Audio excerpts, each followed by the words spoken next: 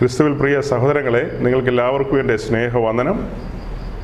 വീണ്ടും നമ്മൾ ദൈവസന്നിധിയിൽ വാരാവസാനം എത്തിയിരിക്കുകയാണ്. കഴിഞ്ഞ 2 ആഴ്ചയും നമ്മൾ ദൈവവചന ഘോഷണത്തിലേക്ക് കടന്നുപോയപ്പോൾ ഒരു വാക്യം വായിച്ചിരുന്നു. 2 പത്രോസിൻ്റെ ലേഖനം 3-ാം അധ്യായത്തിൻ്റെ 17-ാമത്തെ വാക്യം. ഈ ദിവസങ്ങളിലെ പ്രസംഗങ്ങളൊക്കെ നമ്മൾ യൂട്യൂബിൽ അപ്ലോഡ് ചെയ്യുമ്പോൾ അവിടെ ഒരു പ്ലേലിസ്റ്റ് ക്രിയേറ്റ് ചെയ്തിട്ടുണ്ട്. അതായത് ആ പ്രസംഗങ്ങളെല്ലാം വരുന്നത് ആ ഒരു ഫോൾഡറിലാണ്, അല്ലെങ്കിൽ ആ ഒരു പ്ലേലിസ്റ്റിലാണ്. അവിടെ കൊടുത്തിരിക്കുന്നത് വഞ്ചകരെ സൂക്ഷിക്കുക എന്നുള്ളതാണ്. അങ്ങനെ നമ്മൾ എഴുതാനുണ്ടായ ചെറുവികാരം എന്തെന്ന് ചോദിച്ചാൽ, നമ്മുടെ അപ്പോസ്തലന്മാർ തന്നെയാണ് നമ്മളെ ബോധ്യപ്പെടുത്തുന്നത്. അവർ പറയുന്നത് എന്താ? എന്നാൽ പ്രിയമുള്ളവരെ, നിങ്ങൾ മുമ്പ് കൂട്ടി അറിഞ്ഞിരിക്കൊണ്ട് അധർമ്മികളുടെ വഞ്ചനയിൽ കുടുങ്ങി സ്വന്തം സ്ഥിരത വിട്ട് വീണു പോകാതിരിപ്പാൻ സൂക്ഷിച്ചുകൊള്ളുവിൻ. എന്നാൽ പ്രിയമുള്ളവരെ, നിങ്ങൾ മുമ്പ് കൂട്ടി അറിഞ്ഞിരിക്കൊണ്ട്, പല കാര്യങ്ങളും അറിഞ്ഞ വിശുദ്ധന്മാരോടാണ് അപ്പോസ്തലനായ പത്രോസ് പറയുന്നത്, നിങ്ങൾ മുമ്പ് കൂട്ടി അറിഞ്ഞിരിക്കൊണ്ട് അധർമ്മികളുടെ വഞ്ചനയിൽ കുടുങ്ങി സ്വന്തം സ്ഥിരത വിട്ട് വീണു പോകാതിരിപ്പാൻ സൂക്ഷിക്കുക. അപ്പോൾ ക്രിസ്തീയ ജീവിതത്തിൽ സൂക്ഷ്മത ആവശ്യമാണ്. അത് പിന്നെയും പറയുന്നതിൽ എനിക്ക് യാതൊരു മടുപ്പുമില്ല സഹോദരങ്ങളെ. നാം വളരെ സൂക്ഷ്മതയുള്ളവരായിരിക്കണം. കാരണം വഞ്ചക സാത്താനെ കുറിച്ച് പുസ്തകം പറയുന്നത്, അവൻ അലറുന്ന സിംഹം പോലെ ചുറ്റിക്കറങ്ങി നടക്കുന്നു എന്നാണ്. അലറുന്ന സിംഹം പോലെ, ആരെ ഊഴിക്കേണ്ടു എന്നുള്ള ആ ഒരു നിലയിൽ കറങ്ങി നടക്കുകയാണ്. അപ്പോൾ സാത്താനെക്കുറിച്ച് അല്ലാതെ നമ്മൾ വായിക്കുന്നുണ്ടല്ലോ. അവൻ വഞ്ചകനാണെന്ന് മാത്രമല്ല, തന്ത്രശാലിയാണ്, ഉപായിയാണ്, തെറ്റിക്കുന്നവനാണ്. അങ്ങനെ ഒത്തിരി കാര്യങ്ങൾ പുള്ളിയെക്കുറിച്ച് എഴുതിയിട്ടുണ്ട്. ആ വക കാര്യങ്ങൾ വ്യക്തമായി തിരിച്ചറിയാതെ അനേകർ കുഴി ചാടുന്നുണ്ട്. അതുകൊണ്ട് നമ്മുടെ പ്രസംഗങ്ങളിൽ പിന്നെയും പിന്നെയും അപ്പോസ്തലന്മാരെ കോട്ട് ചെയ്യുന്നു. അധർമ്മികളുടെ വഞ്ചന എന്ന് പറഞ്ഞാൽ അതൊരു സംഭവമാണ്. അതുകൊണ്ട് അപകടങ്ങൾ ഉണ്ടാകാനുള്ള സാധ്യതയുണ്ടെന്നുള്ളതാണ് ഞാൻ തുടക്കത്തിൽ ആ വാക്യത്തിലൂടെ നിങ്ങളോട് പറയാനായിട്ട് ആഗ്രഹിക്കുന്നത്. ഞാൻ ആദ്യം പറഞ്ഞല്ലോ, 2 ആഴ്ച മുമ്പ് നമ്മൾ ഒരു ചർച്ച് ബിൽഡിങ്ങിൻ്റെ ഇനാഗുറേഷനുമായി ബന്ധപ്പെട്ട് ചില കാര്യങ്ങൾ നമ്മൾ പറയുകയും അതിനോടനുബന്ധിച്ച് ചില സംസാരങ്ങൾ ഉണ്ടാവുകയൊക്കെ ചെയ്തു. അപ്പം അതിൻ്റെ വിശദീകരണം എന്നോണമാണ് കഴിഞ്ഞ ആഴ്ച നമ്മൾ പറഞ്ഞ് മുൻപോട്ട് പോയത്. കഴിഞ്ഞ ആഴ്ച നമ്മൾ മുൻപോട്ട് പറഞ്ഞു പോയപ്പോൾ നമ്മൾ പറയുമായിരുന്നു, അത്യുന്നതനായ ദൈവം കൈപ്പണിയായ ക്ഷേത്രങ്ങളിൽ അഥവാ കെട്ടിടങ്ങളിൽ വാസം ചെയ്യുന്ന ദൈവമല്ല. ശരിക്കും പുതിയ നിയമ ശുശ്രൂഷയെക്കുറിച്ച് ശുശ്രൂഷകർ മറന്നുപോയോ എന്ന് നമ്മൾ സംശയിച്ചിരുന്നു. യഥാർത്ഥ പുതിയ നിയമ ശുശ്രൂഷ എന്താണ് എന്നുള്ളത് പലർക്കും ശരിയാവണ്ണം വെളിപ്പെട്ട് കിട്ടിയിട്ടില്ല. ആ കാര്യത്തെക്കുറിച്ചൊക്കെ നല്ല ബോധ്യമുള്ള ദൈവദാസന്മാർ അങ്ങിങ്ങ് ധാരാളം ഉണ്ട്. എന്നാൽ ബഹുഭൂരിപക്ഷത്തിനും കാര്യങ്ങൾ വേണ്ട വിധത്തിൽ ക്ലിക്കായിട്ടില്ല. ഭൂരിപക്ഷ ശുശ്രൂഷകളുടെയും ചിന്തകൾ, അവരെ മതിക്കുന്ന വിഷയങ്ങൾ എന്ന് പറയുന്നത്, ഒരു മനുഷ്യൻ രക്ഷാനിർണയം പ്രാപിച്ച് ദൈവരാജ്യത്തിലേക്ക് വന്നു കഴിയുമ്പോൾ അടിമുടി അയാളുടെ അവസ്ഥയ്ക്ക് മാറ്റം വരണം, ആത്മീയ അവസ്ഥയ്ക്ക് മാറ്റം വരിക എന്നുള്ള കാര്യം അവർ ആഗ്രഹിക്കുന്നുണ്ടെങ്കിലും മുൻപോട്ട് പോകുമ്പോൾ ആ കാര്യത്തിന് ഊന്നൽ കൊടുക്കാനായിട്ട് വിട്ടുപോയിട്ട് അവരുടെ ഭൗതിക വിഷയങ്ങൾക്ക് ഊന്നൽ കൊടുത്തുകൊണ്ട് എന്നു വേണ്ട ഇങ്ങനെ പല കാര്യങ്ങൾക്കും അവർ പ്രാർത്ഥിച്ച് ഒരു പരുവാകും. അങ്ങനെ നോക്കി നിൽക്കുമ്പോൾ വിശ്വാസിക്ക് നല്ല പ്രായമാകും. ഒരു സമയം കഴിഞ്ഞാൽ പലതും പറഞ്ഞാൽ തലേ കയറാതെയാകും. പലതും ഗ്രഹിക്കാൻ പിന്നെ പാടായിരിക്കും. നമ്മൾ എങ്ങനെ പറഞ്ഞാലും വലിയ ബുദ്ധിമുട്ടാണ്. അതായത് ശരിയായ സമയത്ത് ശരിയാവണ്ണം വെളിപ്പാടുകൾ പ്രാപിച്ച് സത്യവചനപ്രകാരം മുൻപോട്ട് പോകാനായിട്ട് എല്ലാവരും ഉത്സാഹിക്കേണ്ടതുണ്ട്. ഇപ്പോൾ ഒരു വ്യക്തി ദൈവരാജ്യത്തിലേക്ക് വന്നു കഴിഞ്ഞാൽ ആ വ്യക്തി നല്ല ബോധ്യത്തിലായിരിക്കണം സഞ്ചരിക്കേണ്ടത്. ഫിലിപ്പിൻ്റെ കൈസരിയിൽ നിന്ന് കർത്താവ് ശിഷ്യന്മാരോട് ചോദിച്ചു, എന്നെക്കുറിച്ച് മറ്റുള്ളവരൊക്കെ എന്താ പറയുന്നത്, ഓരോരുത്തരൊക്കെ എന്താ പറയുന്നത്, ചുറ്റുപാടും എന്താ പറയുന്നത് എന്ന് ചോദിച്ചപ്പോൾ അവർ പറഞ്ഞു, ഓരോരുത്തർ ഇങ്ങനെയൊക്കെയാണ് പറയുന്നത്. എന്നാൽ നിങ്ങൾ എന്താണ് എന്നെക്കുറിച്ച് പറയുന്നതെന്ന് ചോദിച്ചപ്പോൾ പത്രോസ് ചാടി പറഞ്ഞു, നീ വന്ധ്യനായവൻ്റെ പുത്രനായ മിശിഹ തന്നെയാണെന്ന് പറഞ്ഞു. അപ്പോൾ മിശിഹായെക്കുറിച്ചുള്ള വെളിപ്പാട് പത്രോസിന് ലഭിച്ചു.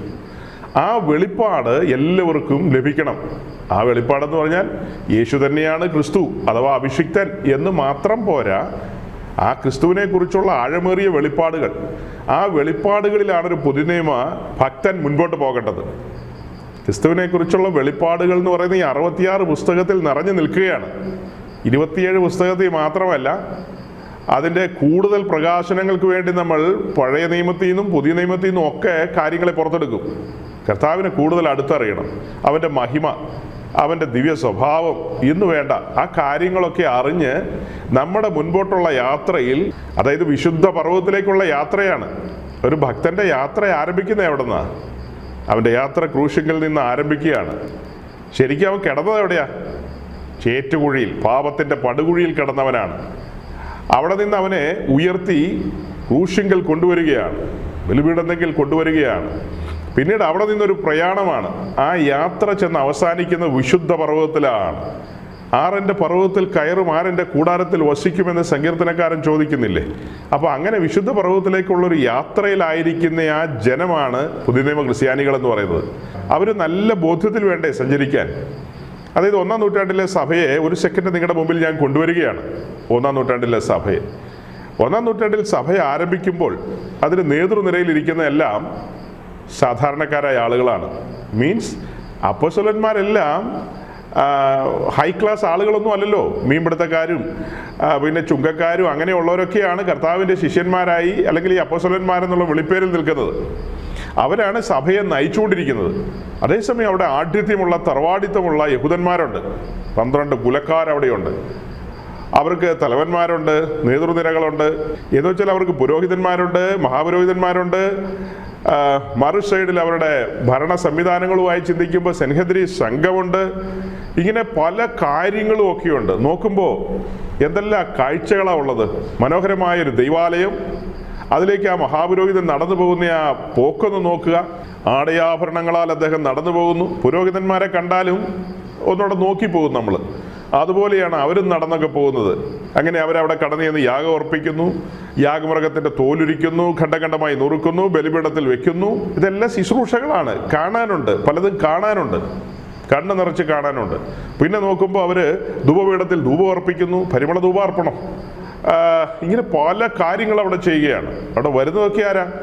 അവിടെ രാജാക്കന്മാരും മന്ത്രിമാരും അങ്ങനെ ഉയർന്ന തലത്തിലുള്ള ആളുകളാണ് കടന്നു വരുന്നതൊക്കെ.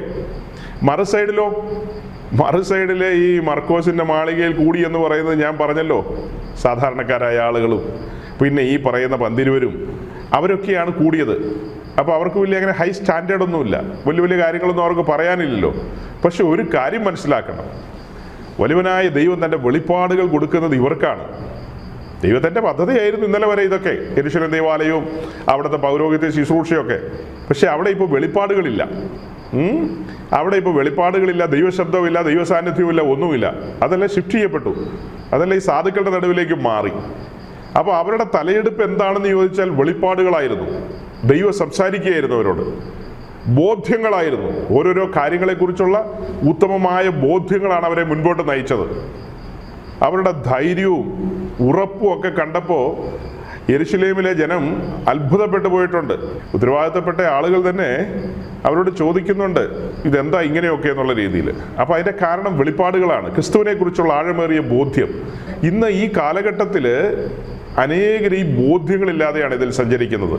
സഹോദരങ്ങളെ, ഇന്ന് രാവിലെ തന്നെ ഞാൻ ഒരു സഹോദരനുമായി കമ്മ്യൂണിക്കേറ്റ് ചെയ്തപ്പോൾ അവരുടെ ചർച്ചിൽ അടുത്ത ദിവസം ഒരു സ്നാനം നടക്കുന്നുണ്ട്. പിന്നെ അവിടെയുള്ള ആരുടെ ഒരു പൈതൽ, ഒരു മകൻ അതിൻ്റെ കൂട്ടത്തിൽ സ്നാനപ്പെടുന്നുണ്ട്. അപ്പോൾ അദ്ദേഹം അതിൻ്റെ കൂടെ അഡീഷണൽ ആയിട്ട് പറയുകയാണ്, ഇനി കുട്ടികൾക്ക് ആരെങ്കിലും സ്നാനപ്പെടാനൊക്കെ ഉള്ളവരുണ്ടെങ്കിൽ വേഗം പറയണം, അവരും കൂടെ ആ കൂട്ടത്തിൽ അവരുടെ ഡ്രസ്സൊക്കെ ആയിട്ട് വന്നോ എന്നുള്ളതാണ് പറയുന്നത്. ഞാൻ കഴിഞ്ഞ ആഴ്ചയോ അതിന് മുൻപിലത്തെ ആഴ്ചയോ മറ്റോ പറഞ്ഞിരുന്നു, അതായത് സ്നാനത്തെക്കുറിച്ച് പറഞ്ഞപ്പോൾ അത് പലർക്കും തെറ്റിദ്ധാരണയ്ക്ക് കാരണമായി എന്ന് എനിക്ക് തോന്നുന്നത്. മുൻകാലത്ത് അത് നല്ല രീതിയിൽ വിശദീകരിച്ചിട്ടുള്ളതായതുകൊണ്ട് ഞാനിപ്പോൾ അതിൻ്റെ വിശദീകരണത്തിലേക്കൊന്നും പോകുന്നില്ല. എങ്കിലും ഒറ്റ വാക്കി പറയാം, നമ്മൾ പ്രാധാന്യം കൊടുക്കുന്നത് രക്ഷയ്ക്കാണ്. രക്ഷയ്ക്ക് വലിയ പ്രാധാന്യമാണ്. ഒരു വ്യക്തി രക്ഷയിലേക്ക് വരുന്നതിന് മുൻപ് സ്നാനത്തിന് അയാളുടെ ജീവിതത്തിൽ യാതൊരു പ്രാധാന്യവുമില്ല.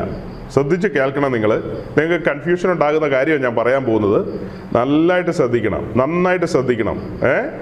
ഒരു വ്യക്തി രക്ഷയിലേക്ക് വരുന്നതിന് മുമ്പ് അവിടെ സ്നാനത്തിന് യാതൊരു പ്രയോറിറ്റി ഇല്ല. സ്നാനവുമായി ബന്ധപ്പെട്ട് അല്ലെങ്കിൽ ബാപ്റ്റിസം എന്ന് പറയുന്ന അത് ഹൈലൈറ്റ് ചെയ്ത് വരില്ല. അവിടെ സാൽവേഷൻ മാത്രമേ പ്രൊജക്റ്റ് ചെയ്ത് നിൽക്കുകയുള്ളൂ, ഹൈലൈറ്റ് ചെയ്ത് നിൽക്കുകയുള്ളൂ, തെളിഞ്ഞു നിൽക്കുകയുള്ളൂ. ബാപ്റ്റിസം തെളിഞ്ഞു വരില്ല. രക്ഷിക്കപ്പെട്ട് കഴിഞ്ഞാൽ തൽക്ഷണം ബാപ്റ്റിസത്തിൻ്റെ അവിടെ തെളിഞ്ഞു വരും, അതിങ്ങനെ ഹൈലൈറ്റ് ചെയ്ത് വരും. രക്ഷിക്കപ്പെട്ടോ അവിടെ മുതൽ സ്നാനവുമായി ബന്ധപ്പെട്ട കാര്യങ്ങൾ പരിശുദ്ധാത്മാവ് വ്യക്തിയെ ധരിപ്പിക്കും. രക്ഷിക്കപ്പെട്ട് കഴിഞ്ഞാൽ പിന്നീട് സ്നാനത്തിന് അതീവ പ്രാധാന്യമാണ്. പറഞ്ഞറിയിക്കാൻ പറ്റാത്ത പ്രാധാന്യമാണ്. രക്ഷിക്കപ്പെടുന്നതിന് മുമ്പ് ഒരു പ്രാധാന്യമില്ല. കാരണം അത് പറയേണ്ട കാര്യമില്ല. അത് പറയേണ്ട കാര്യമുണ്ടോ? അത് പറയണേ എങ്ങനെ? രക്ഷിക്കപ്പെടാത്ത ഒരാളോട് അത് പറഞ്ഞിട്ട് എന്നാ കാര്യം? ആദ്യം ക്രിസ്തുവിലൂടെയുള്ള രക്ഷ കരസ്ഥമാക്കണം. യേശു ക്രിസ്തു എന്ന രക്ഷിതാവിനെ കണ്ടെത്തണം, രക്ഷയെ ആസ്വദിക്കണം. അങ്ങനെ അടുത്ത സ്റ്റെപ്പാണ് സ്നാനം എന്ന് പറയുന്നത്. അതായത് ഒരു കുഞ്ഞ് ജനിച്ചു കഴിയുമ്പോൾ നമ്മൾ ആ കുഞ്ഞിനെ കുളിപ്പിക്കുന്നു എന്നൊക്കെ പറഞ്ഞ് കേട്ടിട്ടില്ലേ? ജനിക്കാത്ത കുഞ്ഞിനെ എങ്ങനെയാണ് കുളിപ്പിക്കുന്നത്? അപ്പോൾ ഇവിടെ വീണ്ടും ജനിക്കണം. വീണ്ടും ജനിച്ചവനാണ് ജനിപ്പിച്ചവനോട് ചേരേണ്ടത്. ശ്രദ്ധിക്കുക, വീണ്ടും ജനിക്കണം. അവനെ വീണ്ടും ജനിപ്പിച്ചവനോട് ചേരുന്നതാണ് സ്നാനം എന്ന് പറയുന്നത്, അഥവാ വിശ്വാസ സ്നാനം. ചുമ്മാ സ്നാനമല്ല, വിശ്വാസ സ്നാനം. അപ്പോൾ അത് നമ്മളങ്ങനെ പറഞ്ഞപ്പോൾ ചിലർക്ക് എന്താ ഈ പറയുന്നതെന്നൊക്കെ ഉള്ള രീതിയിൽ വന്നു. വളരെ കൃത്യമായിട്ടല്ലേ പറഞ്ഞത്? ഞാൻ പറഞ്ഞു അധികം വിശദീകരണമില്ല, ഇനിയും നിങ്ങൾക്ക് ചിന്തിക്കാം. രക്ഷിക്കപ്പെടാത്ത കുട്ടികളെയൊക്കെ സ്നാനപ്പെടുത്തുന്നത് ഈ ഇപ്പോൾ 2 പത്രോസ് 3:17 വായിച്ച പോലെയുള്ള അധർമ്മികളുടെ വഞ്ചനകളാണതല്ല. അത് ആ കുഞ്ഞുങ്ങളെ ചതിക്കുന്നതിന് തുല്യമാണ്. കുഞ്ഞുങ്ങളെന്നല്ല, ആര് സ്നാനപ്പെടാൻ വന്നാലും രക്ഷിക്കപ്പെടാത്ത വ്യക്തിയെ ഒരിക്കലും സ്നാനപ്പെടുത്തരുത്. അവരോട് ചെയ്യുന്ന ക്രൂരതയാണത്, മഹാക്രൂരതയാണ്. കാരണം ഒരുവനെ സ്നാനത്തിലേക്ക് നയിക്കേണ്ടത് രക്ഷയുടെ സന്തോഷമാണ്. ആ രക്ഷയുടെ സന്തോഷമാണ് അവനെ തള്ളി തള്ളി തള്ളി കൊണ്ടുവരേണ്ടത്, സ്നാനക്കുളത്തിലേക്ക് അവൻ ഇറങ്ങേണ്ടത്. അപ്പോൾ രക്ഷയ്ക്കും സ്നാനത്തിനും ഇടയ്ക്ക് അവൻ ഇരുന്ന് കണക്ക് കൂട്ടി നോക്കേണ്ടതുണ്ട്. താൻ ആരോടാ ചേരാൻ പോകുന്നത്? താൻ ആരോടൊപ്പമാണ് സഞ്ചരിക്കാൻ പോകുന്നത്? ആരുടെ നുഖമാണ് ഏറ്റെടുക്കാൻ പോകുന്നത്? ആ നുഖത്തിൻ്റെ ഒരു തലയ്ക്കൽ താനാണെങ്കിൽ മറുതലയ്ക്കൽ ആരാണ്? ഇങ്ങനെ ഒത്തിരി കാര്യങ്ങൾ തന്നെ മുമ്പാകെയുണ്ട്. ഇനി ഇന്നലെ വരെ ജീവിച്ചതുപോലെ ജീവിക്കാൻ പറ്റുമോ? പറ്റത്തില്ല. അപ്പോൾ അങ്ങനെ തന്നെ ജീവിക്കണമെന്നുണ്ടെങ്കിൽ ഒരു കാരണവശാലും ഇങ്ങനെ ഒരു ജീവിതത്തിലേക്ക് ഇറങ്ങിത്തിരിക്കരുത്. അപ്പോൾ അങ്ങനെ ഇറങ്ങിത്തിരിക്കണമെങ്കിൽ എൻകൗണ്ടർ നടക്കണം. ക്രൂശിൻ്റെ ദർശനം ലഭിക്കണം. അത് പെന്തിക്കോസുകാരൻ്റെ മോളാണെന്ന് കരുതി എന്നാൽ മുക്കി അങ്ങെടുത്ത് വിട്ടേരെന്ന് പറഞ്ഞാൽ എങ്ങനെ ഒക്കും? ദൈവത്തിൻ്റെ സന്നിധിയിൽ രക്ഷയ്ക്ക് വേണ്ടി കടന്നു വരുന്ന പെന്തിക്കോസുകാരൻ്റെ മോനല്ല, കത്തോലിക്കിൻ്റെ മോനല്ല, ഓർത്തഡോക്സുകാരൻ്റെ മോനല്ല, അങ്ങനെ ആരുടെ മോനൊന്നും അല്ല വരുന്ന ആദാമിൻ്റെ മോനാണ്. പാപിയായ ഒരുവനാണ് കടന്നു വരുന്നത്. 15 വയസ്സുള്ള, 18 വയസ്സുള്ള, 20 വയസ്സുള്ള, 13 വയസ്സുള്ള, എത്ര വയസ്സും ആകട്ടെ, അത്രയും വയസ്സുള്ളൊരു പാപിയാണ് കടന്നു വരുന്നത്. ആ പാപിക്ക് മനസാന്തരം ഉണ്ടാകണം. എങ്ങനെ മനസാന്തരം ഉണ്ടാകും? സുവിശേഷം പ്രസംഗിക്കണം. സുവിശേഷം എന്ന കലപ്പ അവൻ്റെ ഉള്ളത്തെ ഉഴുതുമറിക്കണം. തിരിച്ചറിയണം. എൻ്റെ മാതാപിതാക്കൾ, എൻ്റെ പ്രിയപ്പെട്ടവർ, അങ്ങനെ പലരും കണ്ടെത്തിയ മാർഗം ഞാനും കണ്ടെത്തും, അല്ലെങ്കിൽ ഞാനും കണ്ടെത്തി. അങ്ങനെ കണ്ടെത്തി കഴിഞ്ഞാൽ മാർഗം എന്ന് പറഞ്ഞാൽ പാപിയായവൻ പരിശുദ്ധനായ ദൈവത്തിങ്കിലേക്കുള്ള വഴി, അതാണ് മാർഗം. എന്ന് പറഞ്ഞാൽ വഴിയാണല്ലോ. ആ വഴിയിലൂടെ അവൻ സൃഷ്ടാവായ ദൈവത്തെ കണ്ടെത്തുകയാണ്. അങ്ങനെ സൃഷ്ടാവായ ദൈവമായിട്ടുള്ള ബന്ധത്തിലേക്ക് വരികയാണ്. ഇനി അവൻ്റെ ജീവിതത്തെ സമ്പൂർണ്ണമായി നിയന്ത്രിക്കുന്നത് പരിശുദ്ധാത്മാവാണ്. കാരണം ഇത്രയും ബോധ്യങ്ങൾ അവന് കൊടുത്തത് പരിശുദ്ധാത്മാവാണ്. പരിശുദ്ധാത്മാവ് തന്നെ അവനെ സ്നാനത്തിലേക്ക് നയിച്ചോളും. അപ്പോൾ സ്നാനത്തിന് വേണ്ടി പ്രാർത്ഥിക്കേണ്ടതെന്ന് ചോദിച്ചാൽ പ്രാർത്ഥിക്കുക സഹോദരങ്ങളെ. പ്രാർത്ഥിക്കുന്നതിൽ എന്താ തെറ്റിരിക്കുന്നത്? ഒരു തെറ്റുമില്ല. തെറ്റുണ്ടെന്ന് ഞാൻ പറഞ്ഞത് എവിടെയാ? നിങ്ങൾ ചുമ്മാ പിള്ളേർ സ്നാനപ്പെടാൻ വേണ്ടി പ്രാർത്ഥിക്കുന്നത് തെറ്റാണ്, അത് ശരിയല്ല. നിങ്ങൾക്ക് സുവിശേഷത്തെക്കുറിച്ച് ഗ്രാഹ്യമില്ല, സത്യവചനത്തെക്കുറിച്ച് ഒരു ഗ്രാഹ്യമില്ലെന്നാണ് അതിലൂടെ വെളിപ്പെടുന്നത്. നിശ്ചയമായും നിങ്ങളങ്ങനെ പറയുമ്പോൾ നമുക്കതാ മനസ്സിലാകുന്നത്, നിങ്ങൾക്കൊന്നും മനസ്സിലായിട്ടില്ല. നിങ്ങൾ 42 52 കൊല്ലം ചുമ്മാ പെന്തിക്കോസ് എന്ന് പറഞ്ഞ് നടക്കുന്നേ ഉള്ളൂ. അതേസമയം നിങ്ങളുടെ കുഞ്ഞുങ്ങളുടെ ഹൃദയം കീറണം, ഉഴുതുമറിക്കപ്പെടണം. അവർ രക്ഷിതാവിനെ കണ്ടെത്തണം. യേശു ക്രിസ്തു എന്ന രക്ഷിതാവിനെ കാൽവറിയിലെ ക്രൂശിൽ കണ്ടെത്തണം. ആ ബലിപീഠത്തിൽ പിതാവ് തന്റെ ഏകജാതനായ പുത്രനെ കൈവിട്ട നിമിഷങ്ങൾ അവർ അടുത്തുനിന്ന് കാണണം. അവരുടെ ഹൃദയം നുറുക്കപ്പെടണം. അതിനുവേണ്ടി പ്രാർത്ഥിക്കുക. അങ്ങനെ കുഞ്ഞുങ്ങള് തകർന്നുറങ്ങിയ ഹൃദയത്തിന് ഉടമകളായി മാറണം. അപ്പോഴാണ് യഹോവ അവർക്ക് സമീപസ്ഥനാകുന്നത്. അങ്ങനെയാണ് അവർ ദൈവസാന്നിധ്യം അനുഭവിക്കേണ്ടത്. അങ്ങനെയാണ് അവർ വിശ്വാസ സ്നാനത്തിന് ഇറങ്ങിത്തിരിക്കേണ്ടത്. അങ്ങനെയാണ് അവരൊരു സത്യക്രിസ്ത്യാനി എന്ന നിലയിൽ, ഒരു സത്യാരാധനക്കാരൻ എന്ന നിലയിൽ ഈ ഭൂമിയിൽ സഞ്ചരിക്കേണ്ടത്. അല്ലാതെ ചുമ്മാ എല്ലാത്തിനെയും പിടിച്ച് വെള്ളത്തിലിട്ട് പെന്തിക്കോസാക്കി ഒരു ഓർഗനും കൊടുക്കും, ചിലതിൻ്റെ കയ്യിൽ ഒരു ഗിറ്റാറും കൊടുക്കും അടിച്ചോളാൻ പറഞ്ഞ്. അങ്ങനെ ഇതുങ്ങളൊക്കെ ഒരു പരുവത്തിൽ ഇങ്ങനെ പോയിക്കൊണ്ടിരിക്കുന്നു അല്ലേ? അതുകൊണ്ടാണ് ഞാൻ അന്ന് പറഞ്ഞത്, സൗരങ്ങൾ ഇതൊന്നും അല്ല രീതികൾ, ഇതെല്ലാം വഞ്ചനകളാണ്. ഇത് സഭയോടും ആ കുഞ്ഞുങ്ങളോടും എല്ലാവരോടുമുള്ള വഞ്ചനകളാണെന്ന് ഞാൻ പറയാനായിട്ട് സാഹചര്യം ഉണ്ടായത്. അങ്ങനെ വളർന്നു വരുന്ന കുഞ്ഞുങ്ങൾ ഏതെങ്കിലും വിധത്തിൽ ചിലപ്പോൾ ബൈബിൾ കോളേജിൽ പോകാൻ സാധ്യതയുണ്ട്. പാസ്റ്റർമാരുടെ പിള്ളേരൊക്കെയാണ് ചിലപ്പോൾ പോകും, അല്ലാത്തവരുടെയും പോകും. അതല്ലെങ്കിൽ അവർ നല്ല ജോലിയോ കാര്യങ്ങളൊക്കെ ആവും, അല്ലെങ്കിൽ ബിസിനസ്സൊക്കെ ചെയ്യും. അപ്പോൾ മിടുക്കന്മാരാന്ന് കണ്ടു കഴിഞ്ഞാൽ സഭയുടെ സെക്രട്ടറിയോ കമ്മിറ്റിക്കാരനോ ആക്കും. ഇവിടെ നടക്കേണ്ട ഒരു കാര്യവും നടന്നിട്ടില്ല. അവരെ വെള്ളത്തിലിട്ട് മുക്കി എടുത്തിട്ടേ ഉള്ളൂ. അവൻ്റെ ഉള്ളം കീറിയിട്ടില്ല, സത്യം ഗ്രഹിക്കാൻ പറ്റിയിട്ടില്ല. അങ്ങനെയുള്ള ആളുകൾ മൂത്ത് വലുതായി കഴിയുമ്പോൾ അവരുടെ കയ്യിൽ പൈസയൊക്കെ കാണും, അല്ലെങ്കിൽ അവരുമായി ബന്ധപ്പെട്ട ആ സംവിധാനങ്ങളിൽ ഒരു ബിൽഡിംഗ് ഒക്കെ കെട്ടിയിട്ട് പറയും അത്യുന്നതനായ ദൈവത്തിൻ്റെ മന്ദിരമാണ്, ഞങ്ങൾ കൊട്ടാരക്കരയിലെ ഇന്ന പുള്ളീനെയും കൂടെ കൂട്ടിയിട്ട് അത് ഉദ്ഘാടനം ചെയ്യുവാണെന്നൊക്കെ അവർ പറഞ്ഞു കളയും. എന്തുകൊണ്ടാണ് ഇങ്ങനെയൊക്കെ പറയുന്നത്? വചനം വെളിപ്പെട്ട് കിട്ടുന്നില്ല. ഞാനീ പറഞ്ഞു വരുന്നതിൻ്റെ സാരം പിടികിട്ടിയോ? ബഹുഭൂരിപക്ഷത്തിനും വചനം വെളിപ്പെടുന്നില്ല, സത്യം വെളിപ്പെടുന്നില്ല, പ്രകാശിക്കുന്നില്ല കാര്യങ്ങൾ. അതുകൊണ്ടാണ് ട്രാക്ക് തെറ്റി സഞ്ചരിച്ചുകൊണ്ടിരിക്കുന്നത്. നമ്മൾ ഉൾപ്പെട്ട് നിൽക്കുന്ന ഈ വലിയൊരു സമൂഹം ഇന്ന് ട്രാക്ക് തെറ്റി സഞ്ചരിക്കുന്ന ഒരു കാലമാണ്. അപൂർവം മനുഷ്യരാണ് അവിടങ്ങളിൽ സത്യത്തിന് വേണ്ടി കൊതിക്കുന്നവർ. അതായത് സത്യപാതയിൽ നടക്കുവാൻ വെമ്പുന്ന ആളുകളെ നമുക്ക് വിരലിലെണ്ണാവുന്നവരെയെ കണ്ടെത്താൻ കഴിയുള്ളൂ. ബഹുഭൂരിപക്ഷവും ട്രാക്കിൽ നിന്ന് മാറിപ്പോയി. ശരിയായ ദൈവവചനം പറഞ്ഞാൽ അവർക്ക് മനസ്സിലാകുന്നില്ല, ഗ്രഹിക്കാൻ കഴിയുന്നില്ല. അതിൻ്റെ കാരണം നല്ലൊരു തുടക്കം കിട്ടിയില്ല. അതായത് ജനന വൈകല്യം എന്നൊക്കെ നമ്മൾ പറഞ്ഞു കേട്ടിട്ടില്ലേ? അങ്ങനെയൊക്കെ പല കാര്യങ്ങളും സംഭവിച്ചു പോയി. സുവിശേഷം കേട്ട് വീണ്ടും ജനനാനുഭവത്തിൽ വന്ന് വിശ്വാസ സ്നാനത്തിന് ഇറങ്ങിത്തിരിച്ച് പരിശുദ്ധാത്മ സ്പർശനത്തിൽ ആത്മനിറവിൽ മുൻപോട്ട് സഞ്ചരിക്കുന്നവരെ സംബന്ധിച്ച് സത്യവചനം തുറന്നു വന്നുകൊണ്ടിരിക്കും. അവർക്ക് ബാക്കിയുള്ളവർക്ക് ഇതെല്ലാം അടഞ്ഞിരിക്കും. പിന്നെ തൽക്കാലത്തേക്ക് ഒരു പ്രസംഗമൊക്കെ കേൾക്കുമ്പോൾ അന്നേരത്തേക്കൊന്ന് ഇളകി മറിഞ്ഞങ്ങ് പോകാമെന്ന് മാത്രമേ ഉള്ളൂ. അല്ലാതെ നല്ലൊരു അടിസ്ഥാനത്തിന്മേലുള്ളൊരു പണി അവരുടെ ജീവിതത്തിൽ നടക്കുന്നില്ല.